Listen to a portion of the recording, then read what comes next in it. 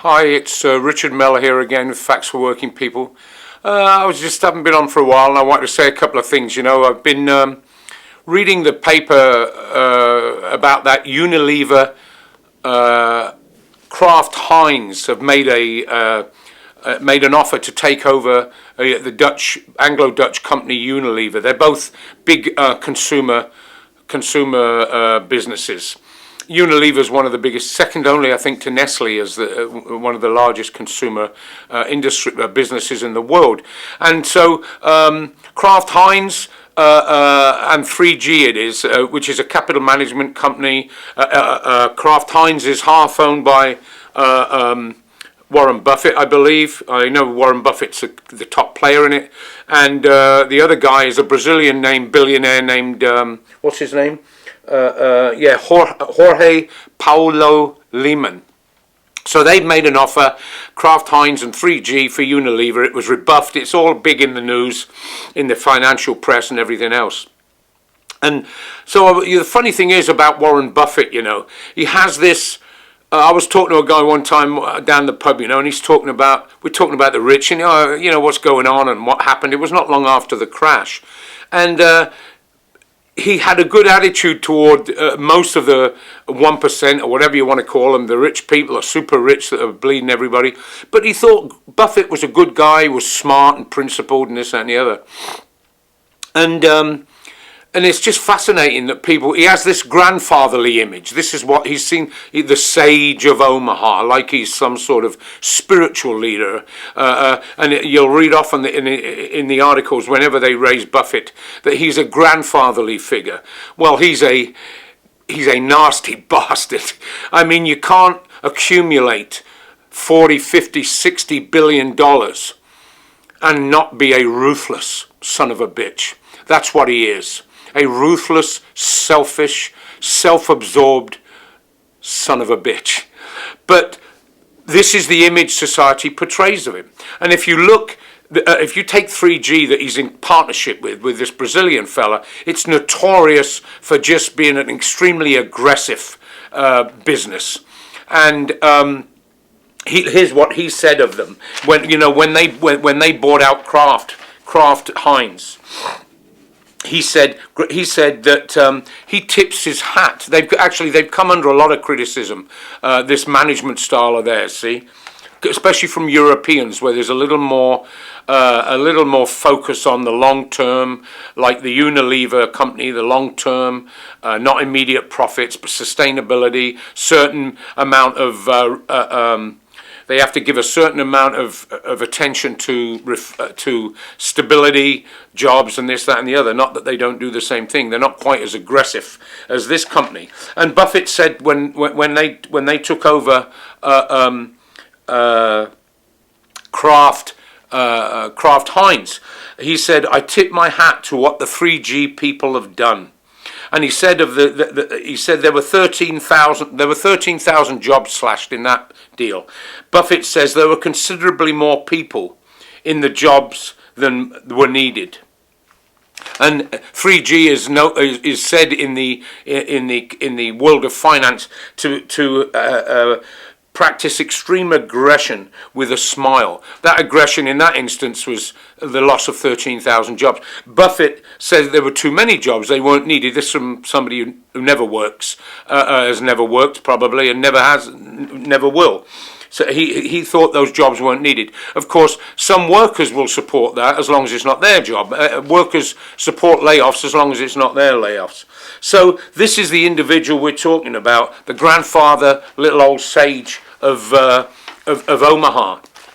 And so anyway, that deal was rebuffed by Unilever. But it's interesting that they call him smart, isn't it? Because he can make lots of money. Now, I worked for the water company. I worked for a water district. We went on strike some years ago. 1985 we were on strike. And what were we doing? We were withholding our labour to try and increase our income.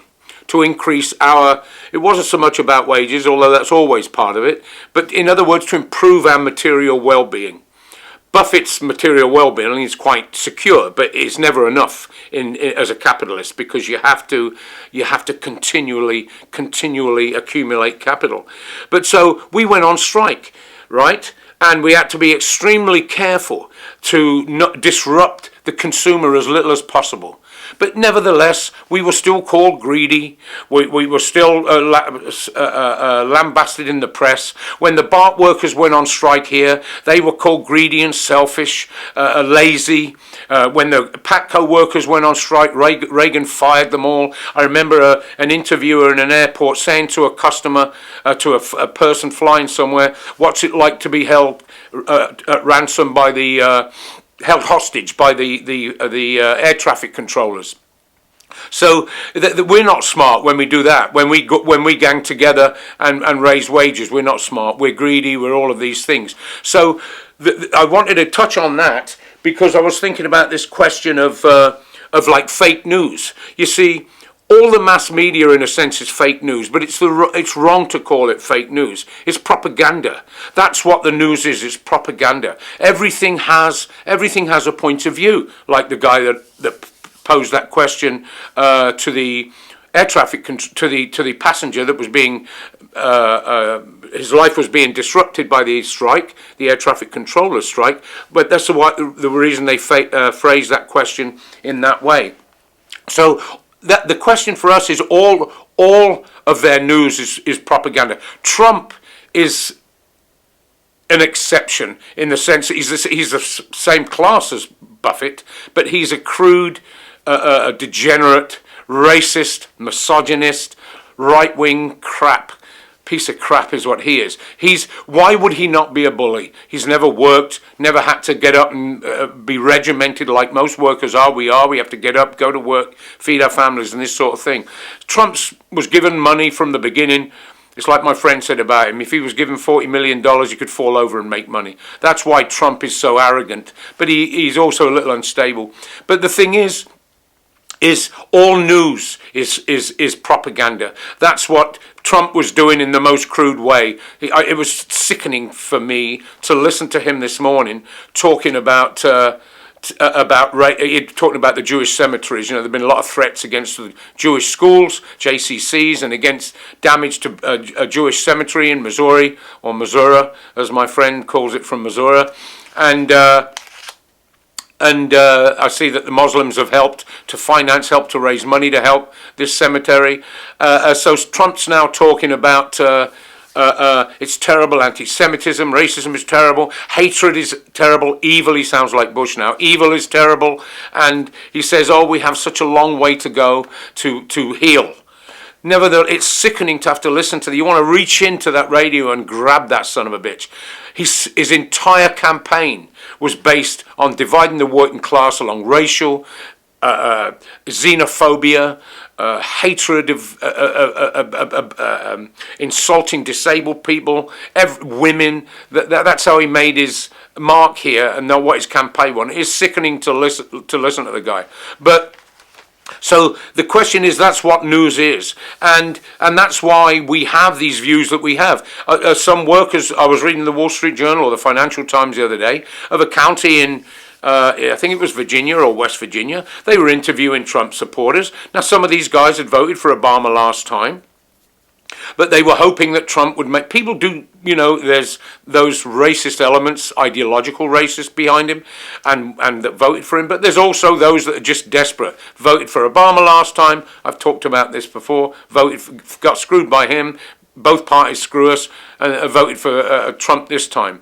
And they were talking about it, and they expressed another idea that is a result of propaganda, that America goes around the world helping people and giving money to people, and we should keep it at home and we should help our own. I had this image to a certain degree, this understanding, when I was younger in Britain, that's what Britain did all around the world, and of course it's just not true. The massive in the apartheid state in Israel, the destruction of Palestinian homes is done. The Zionists use American equipment and Japanese equipment, and we give them billions of dollars in order to maintain that racist system.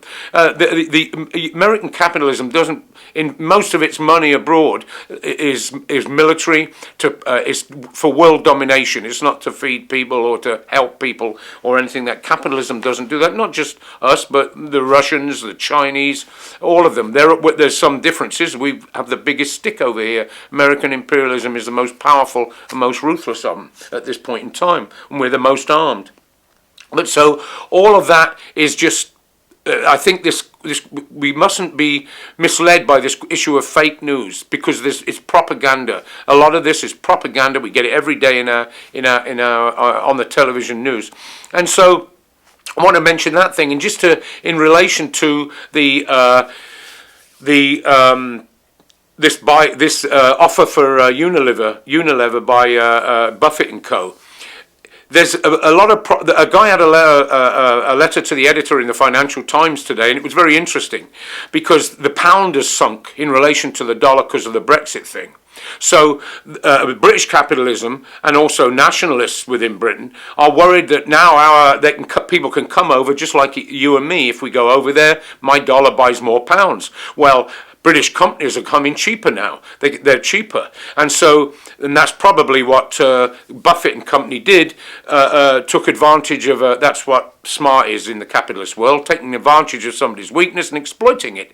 And so British capitalism, which is in competition with American capitalism, they're all in competition in one way or another with each other, they're concerned. And so that now that this relationship between the currencies has occurred, that the British businesses will be bought up, shipped abroad, layoffs and what have you. And so this guy points out in the Financial Times today that his solution to it is to have some sort of tax, because he doesn't want to limit free trade. He doesn't want to block free trade. Some sort of tax, because if you lay off 13,000 workers and they can't get jobs, then they get picked up on the dole. They go on unemployment. They go on state subsidy. Not only that, if they were paid well enough that they had their kid in a private school, they pull them out of private school. So the taxpayer helps prop them up in one way, helps in the sense that their kids are now in public school, and he talks about all these areas